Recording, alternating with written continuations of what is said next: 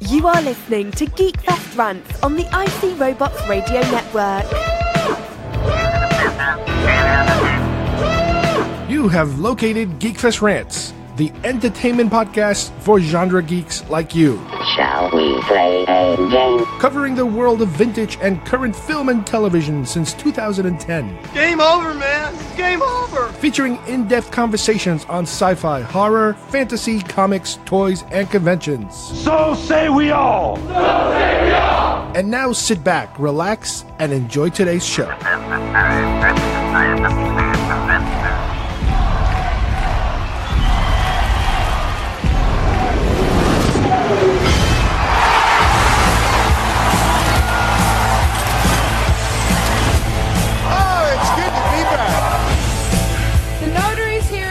Front and center. I'm sorry, he's very eccentric. I want one. No.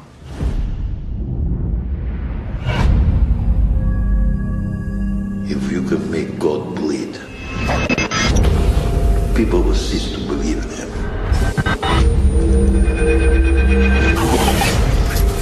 They will be blood in the water. And the sharks will come.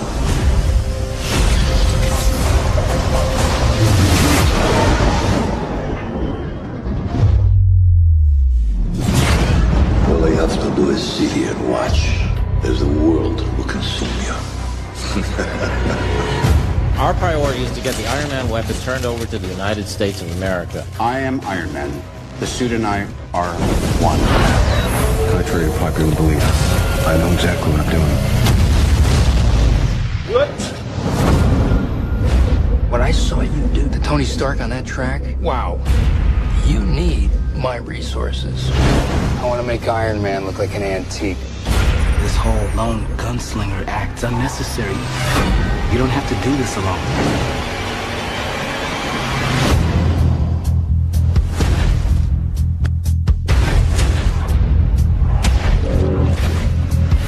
I hope you're ready.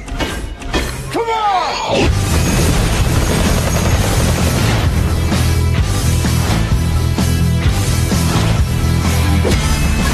Mr. Stark displays textbook narcissism. Agreed?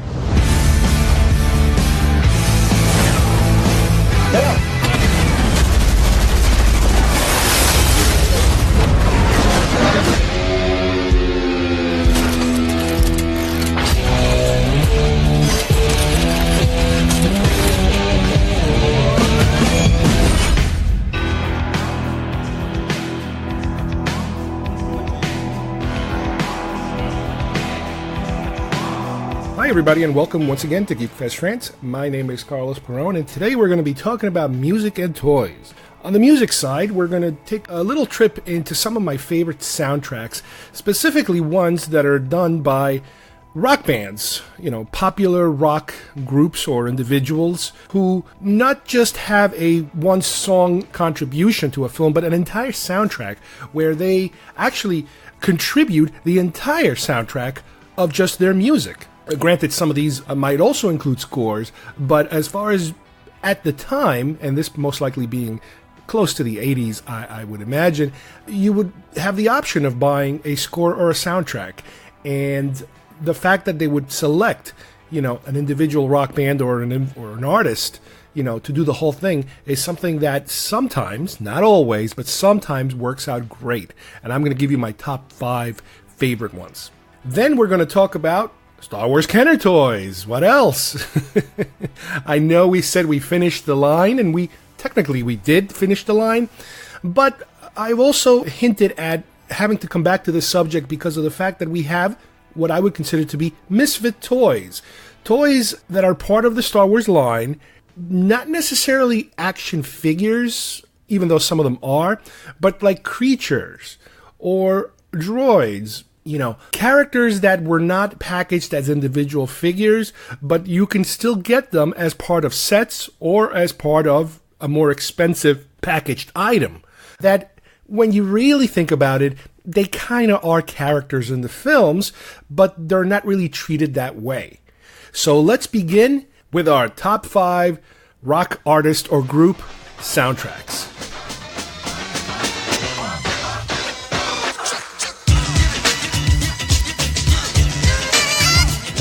What kind of music do you usually have here? Oh, we got both kinds. We got country and western.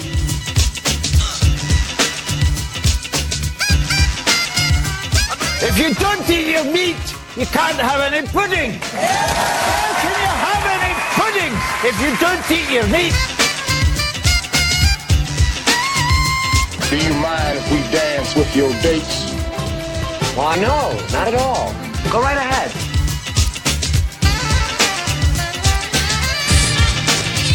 Why don't you just make 10 louder and make 10 be the top number and make that a little louder? These go to 11. We just wash the hair. You know, I work on my hair a long time, and you hit it. He hits my hair. Guess what?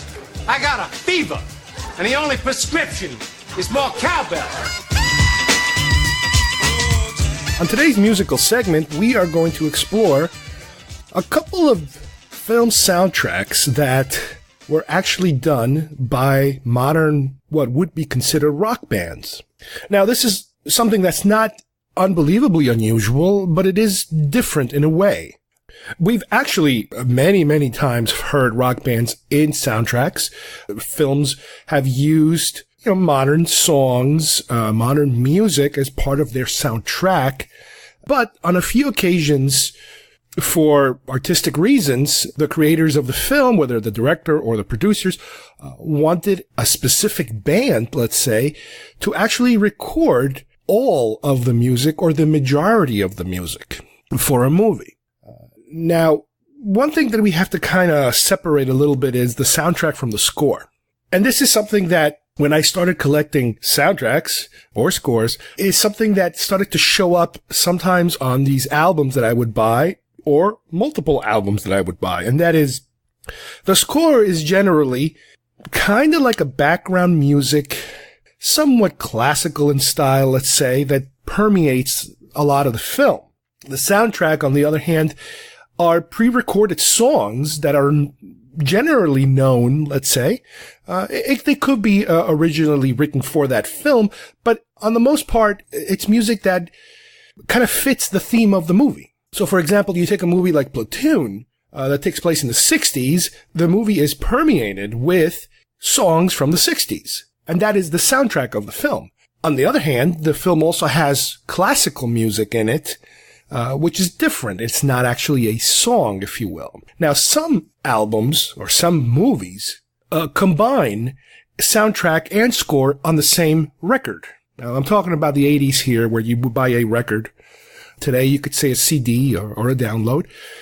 But, for example, the Back to the Future soundtrack, I'm going to call it soundtrack for the hell of it, had both score music by Alan Silvestri, of the traditional orchestral beats of Back to the Future, the Back to the Future cues and the Back to the Future theme, all that kind of stuff is in that same soundtrack that also has all that 50s music sprinkled on it and, Huey Lewis music and all that stuff. So, yes, they do that too. They combine them into one album, and sometimes when there's enough material, they'll divide it into two separate albums. You can buy, for example, the score to the film, and then you can buy the soundtrack to the film. Sometimes films are so popular that, and I remember this, I think in the 80s was, like, for example, the Big Chill. They put out one soundtrack, and then they put out a second soundtrack because there was so much more music that they missed on the first one, and they just kind of threw it on the second one. I think Dirty Dancing was another one that, because the film became so popular with the music, obviously, they put out the first, then they put out a second. So there's a lot of combinations of how soundtrack or scores could come out. Sometimes the scores are a lot harder to get. Sometimes even the soundtracks, they don't put all the songs in them. So it's a mishmash of how to get these things. But the thing that we're going to talk about today is primarily the soundtracks, that the films that use soundtracks primarily as their main body of music. And, I'll explain some of this along the way. We have 5 entries, if you will, and you can I'm going to kind of rank them in that order, with my favorite one coming last. But the fifth one I want to mention is the soundtrack for Dune done by Toto. This is 1984's Dune. This is David Lynch's Dune, the movie that is just, it's a tough movie. It's a tough movie because it's an epic sci-fi adventure, done by a director that is, at the time, starting to explode out there with his style. And in my opinion, it just didn't fit this particular film. The Lynch style, I think, serves best with his own stories. Anything you put Lynch on, the Lynch style will probably try to overtake whatever it is that you're showing. With that said, this is a very ambitious film. It's not a great film, but I almost always have to watch it all the way through because it is so convoluted. It is so long. It is so heavy with elements. But the music of this film is very different. You figure with a film like this, they would have, the big orchestral scores and all that stuff. But no, it's a more modern sounding kind of rockish tune, that you're hearing. And it was done by Toto. Now, Toto, it's a really bizarre choice looking back on it now, and even back then, because this was the first time that Toto actually did a film score. And to me, Toto was known primarily by, rock songs like Rosanna and Africa, modern, contemporary of the time, rock songs, pop songs. Now, I can't tell you that I have bought and listened to this album because I haven't. I do remember the music, and I do remember it sounding a little off, a little different. Now, granted, the film is a little off and a little different to begin with, so maybe it's not as jarring as it would be on another film. But for this particular film, it did seem a lot weird that they would go in this direction. But once again, giving the filmmaker going weird is really nothing out of the ordinary. Our number 4 selection here is Prince's Batman album. Now, here you have a completely different kind of movie. This is Tim Burton's, huge monster hit. The thing that solidified him, I don't want to say it put him on the map because he had some other movies before that were pretty good, but Batman was the thing that made him just explode as a top tier A director at the time. I do remember the hoopla around the fact that Prince was going to actually, write all these songs for the movie. And there were a couple of pretty good hits in the selection of the songs. They're very Prince-ish kind of songs. Obviously, they're very, funky, type of songs. A couple of hits, I would say, in there. And it was a success. The album was a very big album at the time. It fits the movie. That is one of the best things about it, and now it makes it a lot different than the previous one I mentioned, is that kind of sound fits the movie. It's even worked into the movie on occasion. For example, on the song Party Man, where the Joker, I think, is raiding like a museum or something, and they're playing a song while they're raiding the museum. Well, it works. Granted, it could have been any song they could have been playing, but it works for this movie.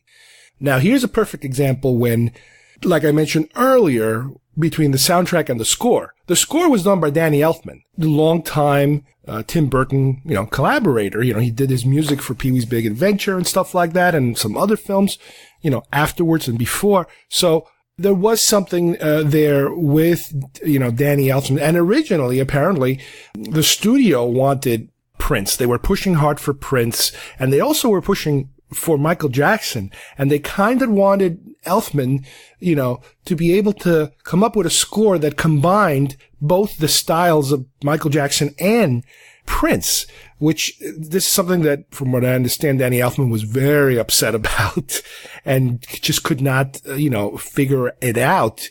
And eventually they ended up putting a separate album, on the market for just the score.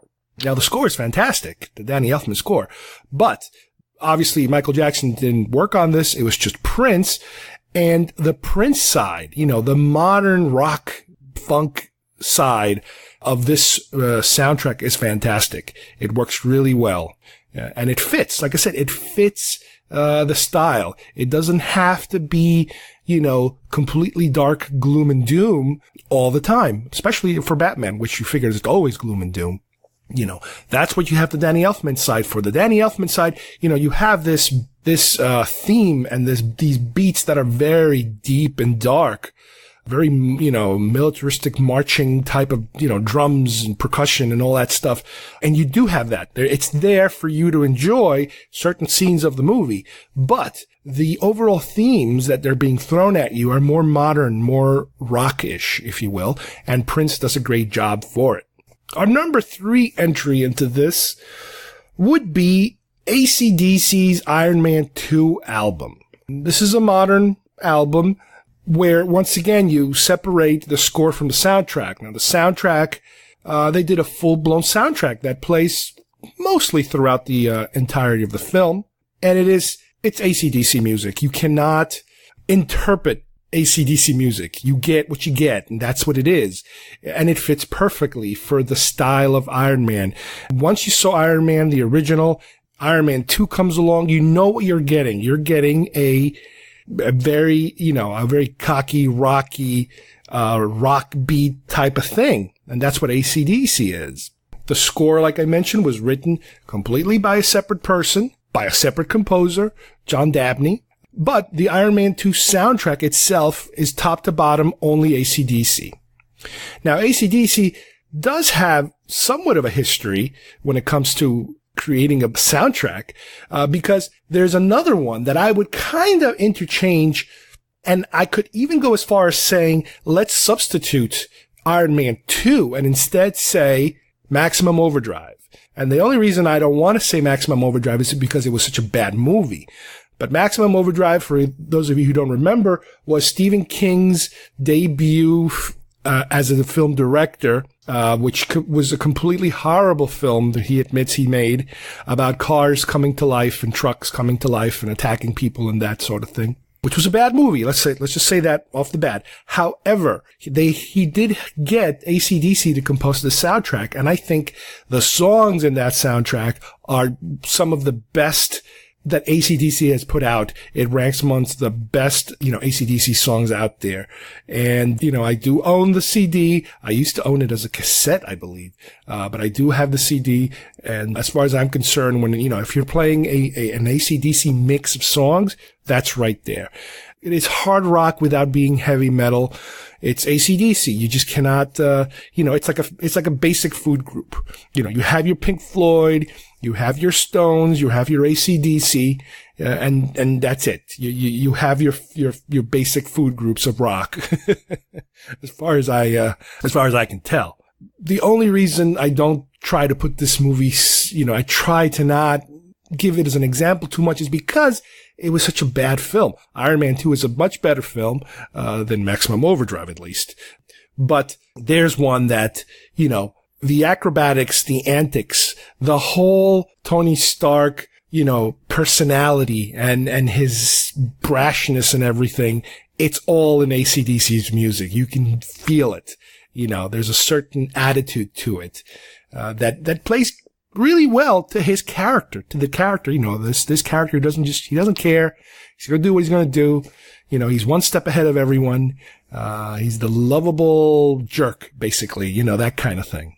Number 2, we are going to go with Daft Punk's Tron Legacy. Now, we've talked about this movie a long time ago before, and I've gushed over the music. I've explained many times how the music, just like some other films, like Blade Runner, for example, how the music becomes a character in the film, how important to setting the mood of the film it is. And with Daft Punk, I think it's perfect because what they did here is they created a soundtrack. Now, again, it's really more of a score, so I'm kind of cheating a little bit. However, I am including them because these guys are great, modern electronic music guys. They have some great songs. I love them. I have them on my playlists. I can do I can do hours just on Daft Punk alone, or just the regular music, not their soundtrack stuff. But what they were able to transition into a film to kind of stretch it out through the entire thing. Now, what's important here is that as opposed to some of these other films, that do have a side score, let's say, even though they're mainly promoting the soundtrack, not so much the score. Here, it's a score, and that's it. However, some of the songs in the score are more rockish kind of songs and faster than others and somewhat hits, I guess. They were up in the charts for a little bit of time. So you do get a little bit of that. But I am just dying for them to do another one. And unfortunately, I only want them to do Tron because I couldn't imagine them doing another theme or another franchise or another project. I want them to do more Tron, basically. Or heck, I just want them to do more of their own music. Daft Punk is one of these bands that once I realized who they were, because I kind of learned about them in reverse. I mean, they were always in the background, but I never knew who they were. You might have heard a song here or there because it's not really pop music in terms of it being on the radio too often. It's more like dance music. It's more like, electronic techno, that kind of music. That it's not very in your face, but you do all of a sudden when you start digging around certain places, it kind of pops up. But that's what happened. Once I realized they were doing the soundtrack and then like, oh my God, these are the same guys who did that. Oh, how are they going to turn that into a sound? They did a wonderful job. I can't wait for them to do something else. I'd be even happier if they can somehow produce another Tron film, which I'm still hoping that will happen one day. And my number one all-time favorite soundtrack is going to be Queen's Flash Gordon. This is somewhat of a miracle of a soundtrack because it is essentially Queen in terms of it's Queen. It's their sound, it's their voice, it's their music. It's all there for you, completely there for you. But when you think about somebody doing a classic sci-fi property like Flash Gordon and to say, you know what? I can envision Queen doing this. I'd be like, what the hell are you talking about? That would be my initial reaction. Now, let's keep in mind, this was the early 80s. This was even before Dune. Now, is it possible that Dune took a cue from Flash Gordon and Queen? It's possible. They might have thought, hey, they did it and it worked. But in a way, then you could say that, Queen and Flash Gordon, they were the innovators here. Somebody took a risk and said, those two things mix. Where normally you would think, no, Flash Gordon is like Star Wars. Remember, Star Wars is like Flash Gordon, vice versa. They need a classical, sprawling orchestra, not a rock band. But no, the secret of this film is that because the film doesn't take itself 100% serious. Now, let's remember, Flash Gordon, from a fan perspective, from a viewer perspective, you have a serious sci-fi story. Okay, got it. But you have a studio that doesn't have the money to go 100% on the seriousness. They have to kind of cut a couple of corners here or there. There is going to be an element of cheese in this story and the way that it is presented. Because after all, it is Dino De Laurentiis, and it is not exactly, top tier material here. So, you're already dealing with something that's slightly below average. It's not Star Wars level material, or at least the presentation. So once you introduce the Flash Gordon music to it, it becomes something completely different. It becomes a rock musical almost, it becomes something, and the music is just great. The Flash Gordon music, again, I would say similar to AC/DC, in my case, it's the type of music you throw in with the rest of the Queen hits, and they fit perfectly. There's so many really cool cuts in that album, and it works. It just works perfectly. There's just no way around it. They managed to combine sci-fi and rock, and there's the cheese factor, which is kind of, maybe that's the glue that holds it together. The cheese glue, it's just bizarre how well it works. Now, similar to AC/DC, this was done a little later, I believe, also with Highlander. Even though, obviously, just like in Flash Gordon had a soundtrack also that permeates the movie every now and then, pops in, pops out. You can buy the score. It's a little harder to find. I think it's in a combination CD with other music. But the Flash Gordon soundtrack is the one that they really promoted the most. But with Highlander, it's the same situation. They wrote this fantastic music, not as extensive, I believe, as Flash Gordon, not as many tracks and that sort of thing. And the movie does a pretty good balance of both the soundtrack and the score, but they did succeed in making that work again. The only reason in this particular case I don't include Highlander as the example of the number one is because of the fact that Highlander I don't think was as popular or as big as Flash Gordon, especially the music side. The music promotion for that was gigantic. It was just there in your face. With Highlander, they took it easy a little bit. They didn't go as crazy with it. But the music, as for somebody who likes Queen, I think is just as good as anything else. So there you have it, my little hodgepodge list of the top 5, modern kind of rock groups that have transitioned into, doing actual film work, whether it's a score version or a rock version, and how good they work. Now, granted, as you probably can guess, for every good one, there's probably 10 bad ones out there. And there's plenty more. I'm sure there's many more that you guys might be more of a fan of. But as far as I can tell, these are like simple, easy ones that kind of hit the mark, in terms of, yep, that's it. That's very good. And, I would say especially my top 3 are my all-time, the ones that I really don't mind, playing in the background sometimes, no matter what I'm doing. They work really, really well.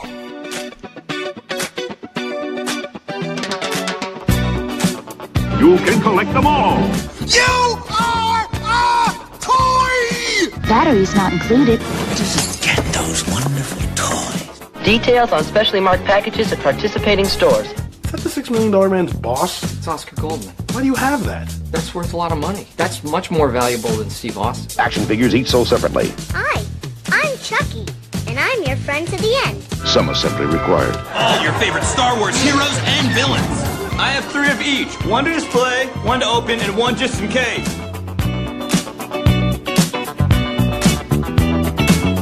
For today's toy segment, we are delving back into Kenner Star Wars, one of my favorite collecting lines. And as we mentioned last time we talked about this, we are done. The official figures are done. We went all the way from Star Wars to Return of the Jedi, the line that started in 77, but in all reality, really 78. That's when you first started seeing those figures. But don't forget, you had the early bird kit, so in theory, that kind of counts as something having to do with an action figure being released in 77, or at least the promise of it. And that went all the way up to 85. And as we mentioned last time, 85 was the end. As the figure line continued to get better and better in terms of the quality, the interest equally declined in the opposite direction. There were no more movies in the horizon. There were still some television, attempts at doing stuff that really proved unsuccessful. But aside from the animated shows that later followed, and that they did try to, sell figures, those were also pretty much failures. They didn't get past pretty much the run of the actual animated show, which some of them only lasted 1 or 2 seasons. But there is a secondary, if you will, wave. I don't know if you can call them wave, but I'm going to call them a wave because they're all, I kind of put them all in one category of action figures, or let's say creatures, or let's say monsters or droids that were not a part of any official wave. They were not carded individually. And we did talk about a few of them in the past because they are so much more falling under the action figure category than anything else. And by that, I'm talking about, for example, the Max Rebo Band. The Max Rebo Band was sold as a 3 action figure set. You could not buy them individually. But for our purposes, we categorize them as action figures because they're action figures. There's no way around it. You cannot get away from the fact that they're action figures. They're action figures with very cool accessories, more accessories than your average action figure, but they are action figures, plain and simple. So we kind of bend the rules a little bit for that. Now, there are certain other entries that I would consider to be part of this, unofficial kind of action figure line that we also might have touched upon a little bit. One of them being the Blue Snaggletooth. The Blue Snaggletooth is a character that we did talk about him in the past. It is a tall version of the Red Snaggletooth. It was included with the Sears Cantina playset, which is a completely different one than the one that, I ended up buying, the plastic playset. The Cantina one from Sears is more of the cardboard only type, I believe, of playset. And the best thing about it was that it included this bonus figure. Now, this bonus figure really is an offshoot. It's kind of like a goof if you think about it. They had not settled, I guess, on the final image, and they kind of winged it. And because I guess at some point they realized this is the wrong one, they kind of threw it, I think, at the Sears line just to get rid of it, I imagine, because they did not want to go through the bother of carding it. Because I guess at some point they realized that's the wrong one. Now, Snaggletooth is not a perfect figure to begin with, the red one, but at least they went as far as carding it as an individual figure. The blue one, like I mentioned before, it has now become, or for many years now, it had become a very rare, more expensive than your average figure kind of figure because it was different and it was hard to get and most people don't have it. I ended up owning a molded cast resin version of it, I believe. It is non-articulated, but it serves the purpose of being the placeholder for if one day I end up eventually getting one. What's ironic is that this particular figure that nowadays can cost you anywhere from $100 to $200 originally sold as part of that playset for $8.99. It's ridiculous. For $9 pretty much, you could have owned your own Snaggletooth, but, if we were that smart back then, things would be different now. Another creature that I'm going to mention is the Dianoga. The Dianoga is a creature. It's from New Hope. It's the garbage trash monster, basically. And the way that it was built, the way that it looks like it's to have been built, it's just a rubbery mold of what the creature kind of looks like. I'm not sure exactly where they got that complete outline, I guess, of what the creature would look like. Because again, this was manufactured years ago. This is an early one. This is from the original trilogy, the first film. So this was a late 70s endeavor. So it would be nice to figure out exactly, where does the drawing for this thing come from? Because in the movie, you only kind of see one of its tentacles wrapped around Luke, which could be anything. And you also see the eye popping out of the water. Now, granted, this one that was included with the Death Star playset is completely painted green. Now, in the movie, it's really hard to say if it was green because in the movie, in the trash compactor, everything looks kind of like orangey red and black. Did it have a green tint to it? It's possible, but it's really hard to see.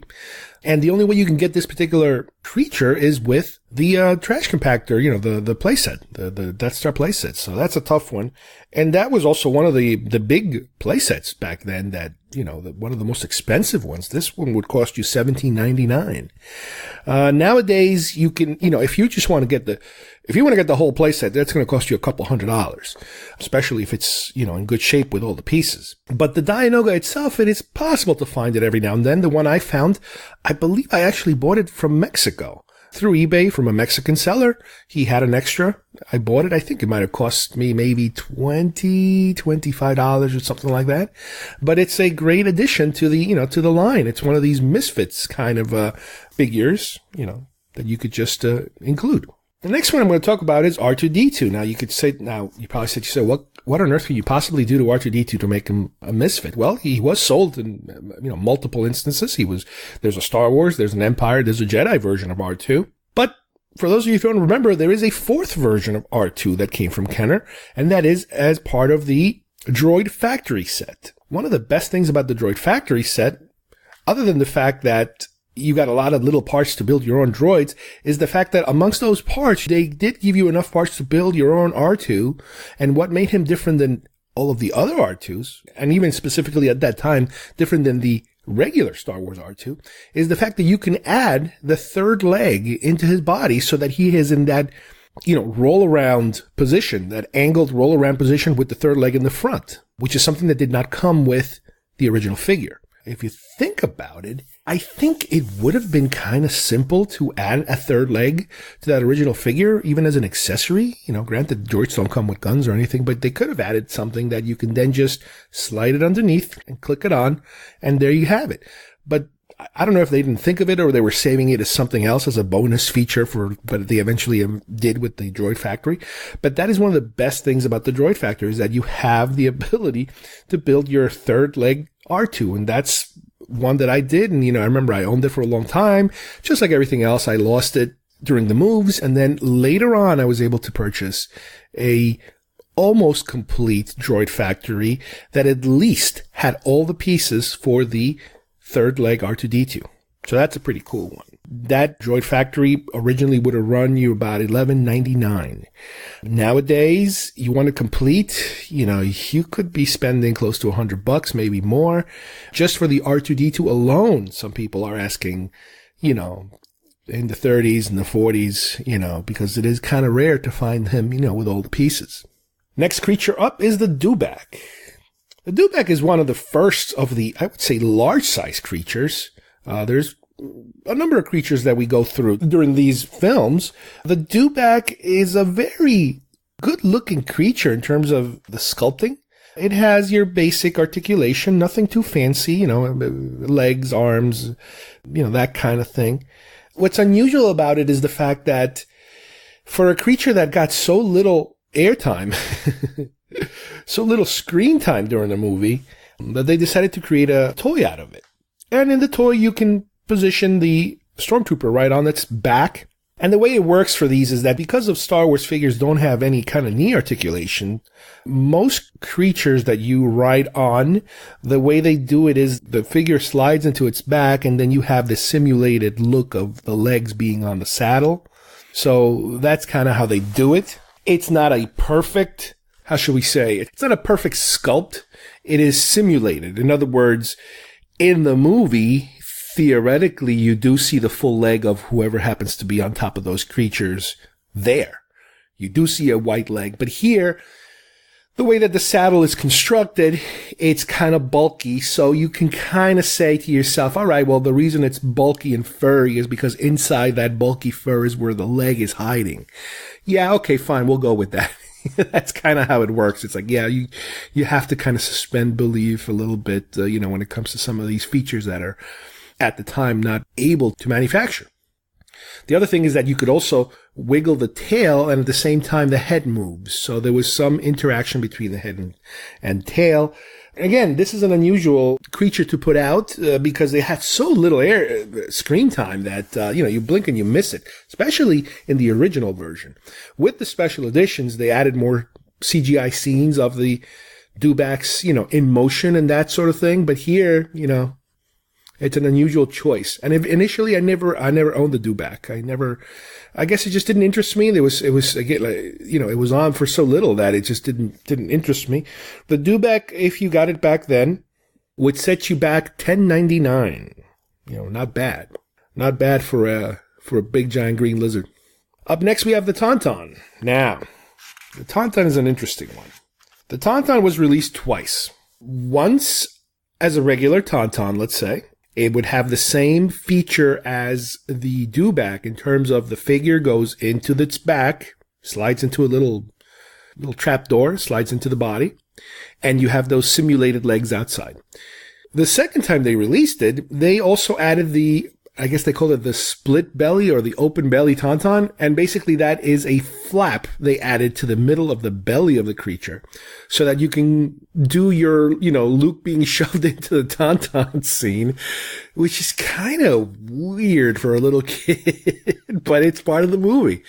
And there was very little difference between the two, I believe. I don't even remember if they actually went as far as giving Luke the broken horn version of the Tauntaun. You know, I know that's one of the only differences I believe in the movie. But as far as manufacturing goes, the difference is the belly. Everything is pretty much exactly the same, except for that cutout belly rubber section that has the slit in the middle. I don't remember which one I used. I'm pretty sure I used to own one. I now own a regular Tauntaun, not a split belly one. So I kind of call it a variant, if you will. I mean, I know it was released separately and it's packaged separately, but it's kind of almost exactly the same thing. To me, that's kind of like the difference between the X-Wing and the battle damage X-Wing. You know what? Do you really need both? Do you really need a beat up X-Wing to go along with your nice clean X-Wing? It's up to you. The Tauntaun, if you bought it back then, it would cost you $8.99. Now let's go to a droid. Now it's funny because the Probot is a droid, really, and it actually took me years and years to really think about it long enough to understand what the Probot was and how it functioned and how big it was. When I saw Empire, the Probot to me looked like a ship, like some kind of a transport vehicle. And because it kind of came out of a Star Destroyer and in its own kind of, it wasn't an escape pod because you don't put, again, we're trying to apply logic to fantasy here, but you don't put, some kind of mechanical equipment on it. You wouldn't waste an escape pod. You would have to put it on another kind of vehicle. And when I saw that thing crash into a Hoth and it comes out and it's kind of floating, hovering around, beeping, all that stuff, I always got the impression that it was much bigger than what it actually was. Even to the point where when Han blasts it and it explodes and you see Chewbacca in the far end over there, for some reason, I always thought it was much bigger. Let's just put it that way. I thought it would be like the size of, I don't know, let's say an AT-ST. Something kind of big, something that you would have to shoot up to kind of hit. But later on, when I started really looking into it, and when I really examined the toy, because back then, when I saw the toy that came as part of the Hoth, turret gun and Probot playset, I always thought to myself, wow, they really made that out of proportion. Why did they make it so small? And it never originally interested me in buying it. Not until, again, way, way later, when I was reconstituting my collection, did I look into first, the idea of getting the Probot, and then the idea of getting just the turret, because the turret I really enjoyed, but I never had the opportunity at the time to really get the whole thing in one shot. I ended up buying them in pieces, more or less. Now, as I mentioned later, I did later find out or read about the fact that, yes, the Probot is just supposed to be kind of like a slightly taller than a human character robot. And it's just a hovering robot that goes around kind of like spying on things. It's an intelligence gathering robot.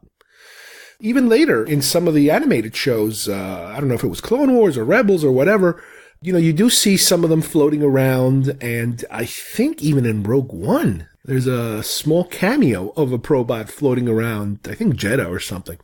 So, it took a while for me to kind of understand, what the Probot really is, because you never really see it interacting face to face, with an actual human character. Like I said, not until I got to see it on some of these animated shows. So I do include the Probot as one of the action figures because if you think about it, it's a droid. It's basically a droid. And because it is not huge and it is not a vehicle, which what I thought it used to be, a gigantic vehicle, it does kind of fall under my, rules of, yeah, it's an action figure-y kind of thing.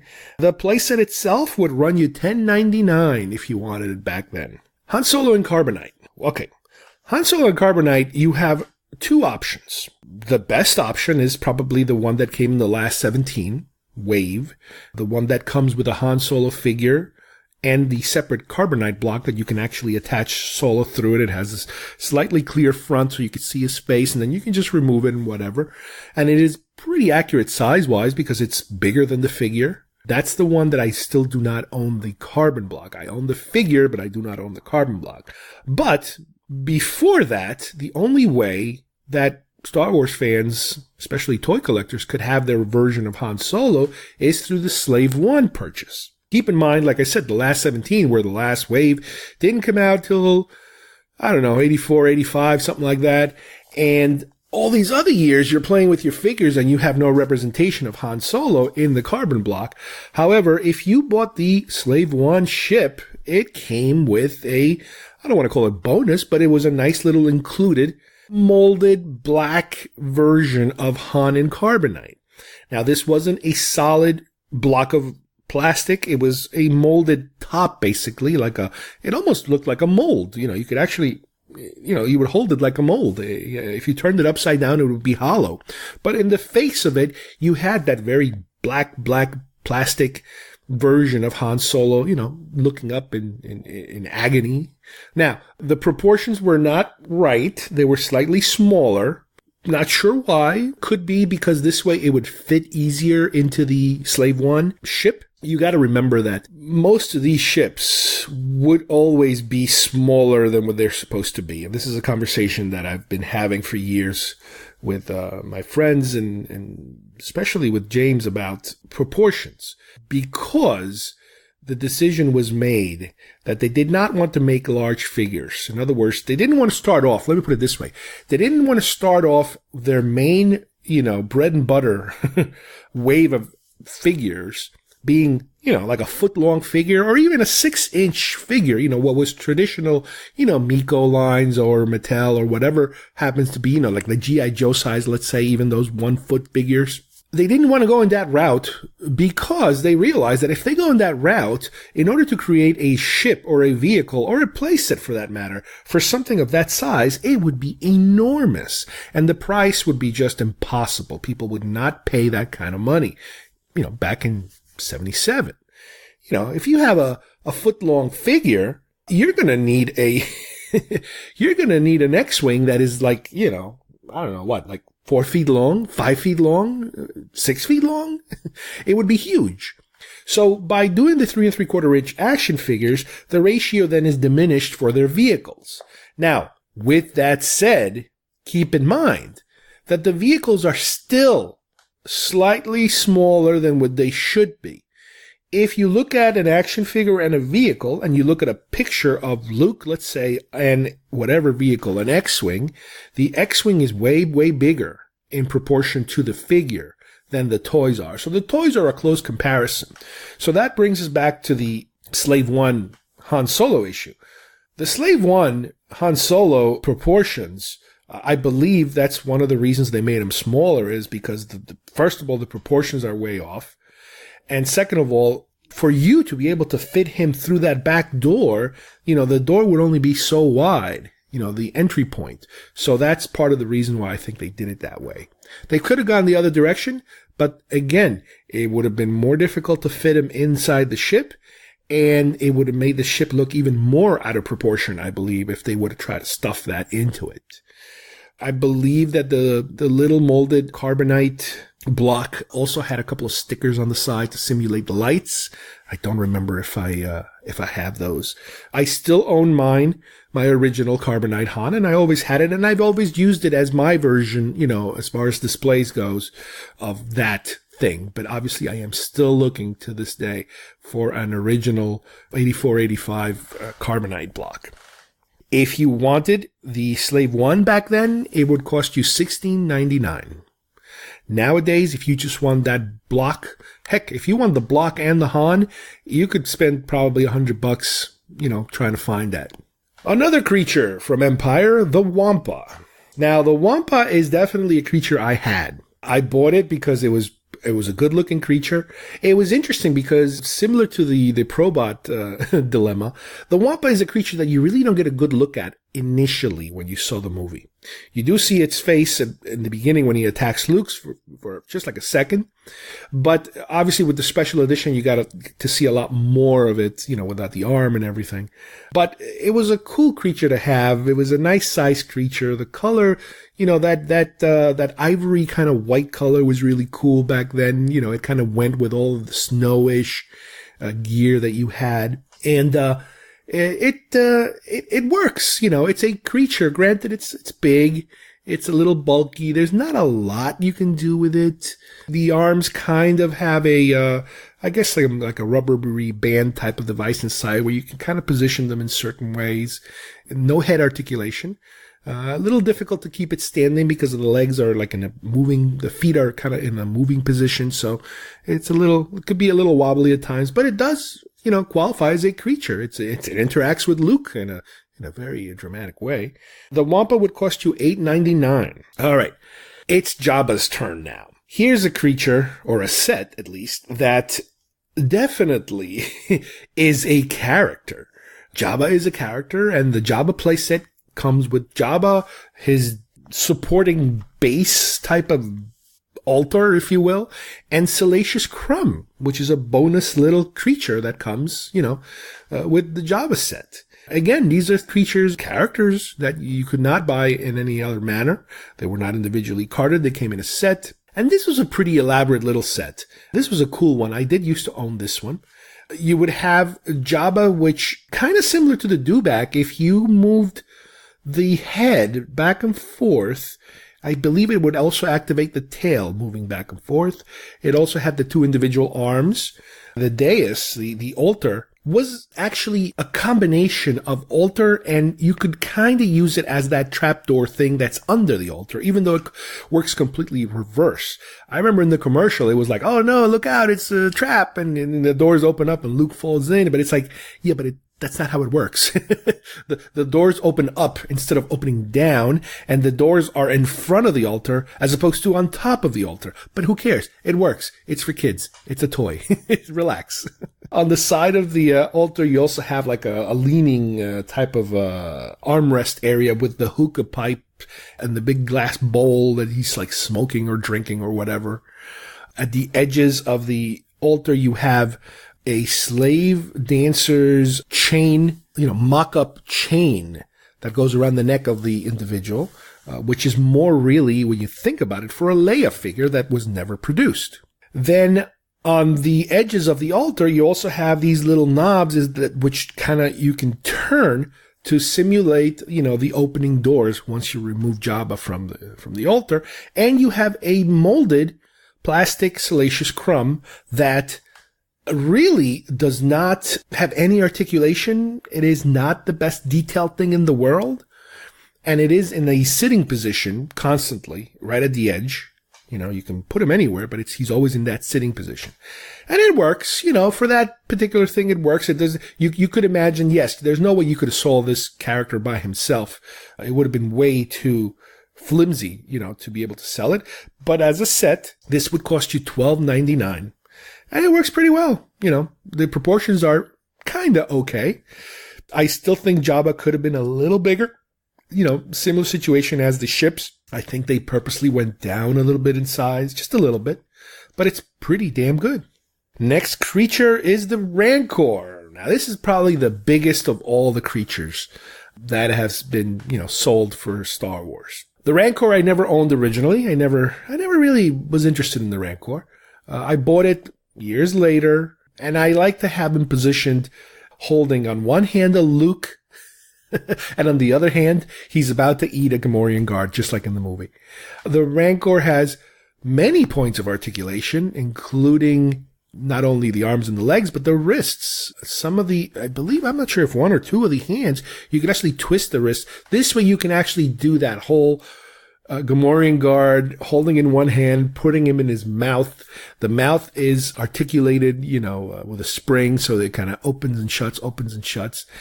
And it's a cool, posable, large-sized creature. Now, it is an awkwardly shaped creature, and I don't know if this is something that was always a problem, but it might be a problem with the older versions now, the worn-out versions, where it's kind of difficult to keep him standing in the position that is advertised, because he's very top heavy and his head leans forward. So it kind of creates an unbalancing situation where it's very top front heavy, and it's very easy for it to kind of just crumble forward, especially when you have worn, joints like your leg joints and that sort of thing. So it's a little difficult to kind of keep them in a good position. But it's a cool little creature to have, to add to your collection. This would have cost you about $12.99 back in, 1983. Now, as I mentioned earlier, with some of these other lines that they tried to continue, the animated lines, there were some repackaging of Star Wars figures that if you weren't able to get on a later version, you might have been able to catch them on the Droids or the Ewoks line. Droids, for example, was able to repackage a Boba Fett. The art looks a little different because it's all animated looking, but it's basically the same figure, as far as the molding goes. So there's not a lot of differences. Now, don't get me wrong. I'm sure variant collectors will find something that looks a little different. That's fine.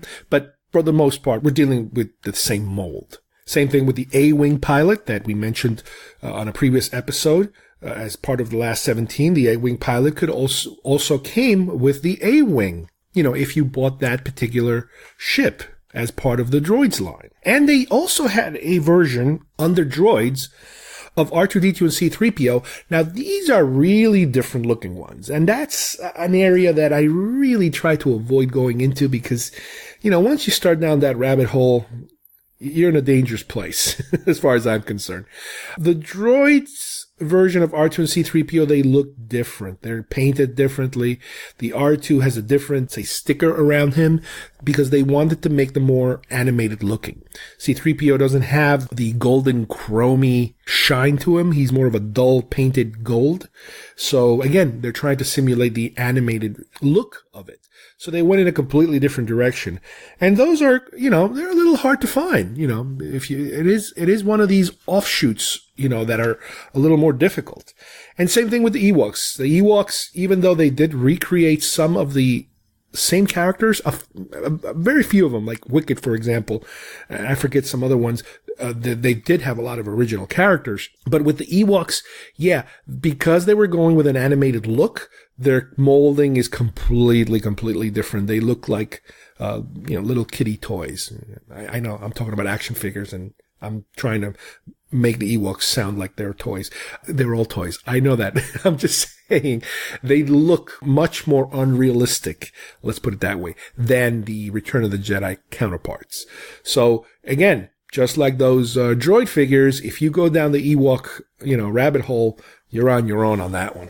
All right, so that brings us to the end of our Misfit toys, if you will, from the Kenner line, the action figures that are a little more difficult to categorize and, they don't fit in a wave. They're kind of misfits that come through the years. And some of us like to, include them in our collection because they are part of, the overall collection as far as we're concerned.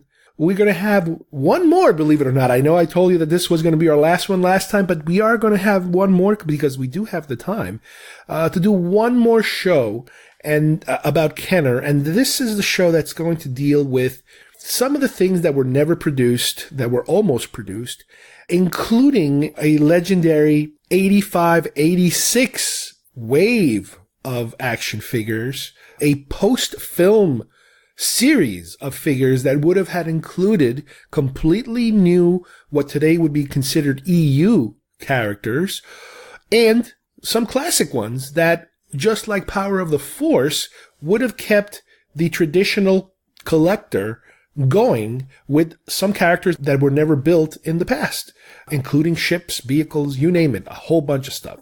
But we'll take care of that next time. So we'll talk about that sometime in the future. Well, I'd like to thank everyone for joining us today. We went all over the place with music first, talking about all these different soundtracks that are made by rock groups or rock artists, where they kind of take over, the entire soundtrack of a specific film. And I talked about some of my favorite ones because there's so many out there. And as I mentioned earlier, there's a ton, and I'm sure that you could do further ones. I'm sure everybody's got their list of favorite ones. This is something very specific as to how some of these soundtracks are just so amazing that they kind of transcend just even the movie sometimes. And then we talked about our Star Wars Misfit action figures, or toys, if you will, of, part of the Kenner line. I know that we probably sound like we've exhausted this topic, but guess what? We do have a couple of more we're going to talk about in the future, and that is the Lost Kenner line, if you will. This is a line that was proposed by Kenner in order to continue, what would happen after the whole 85 Return of the Jedi line was completely over with. They actually proposed something, and we're going to go over this huge list of potential toys that never came out, but that somehow seem to kind of find their way into the future and some of the current things that we see nowadays. But that's for a future day. Anyway, I want to thank you guys for joining us, and we will see you here soon at GeekFest Rants. Bye-bye, everybody.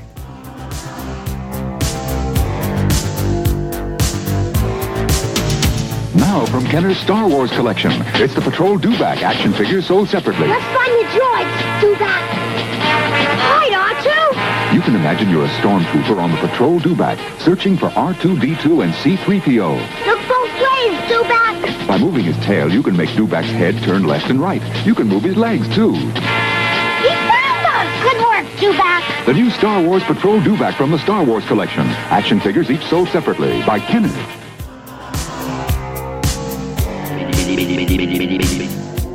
If you would like to subscribe to our show, send us messages, or see video links to some of the topics we talked about today, please visit our homepage at geekfestrants.com or our YouTube channel, Facebook page, or iTunes at GeekFest Rants.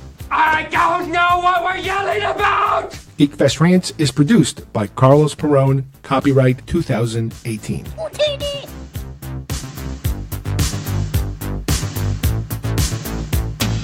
This broadcast is part of the IC Robots Radio Network. Visit icrobots.com for this and many other nerd/nostalgia related podcasts. You won't be sorry for long.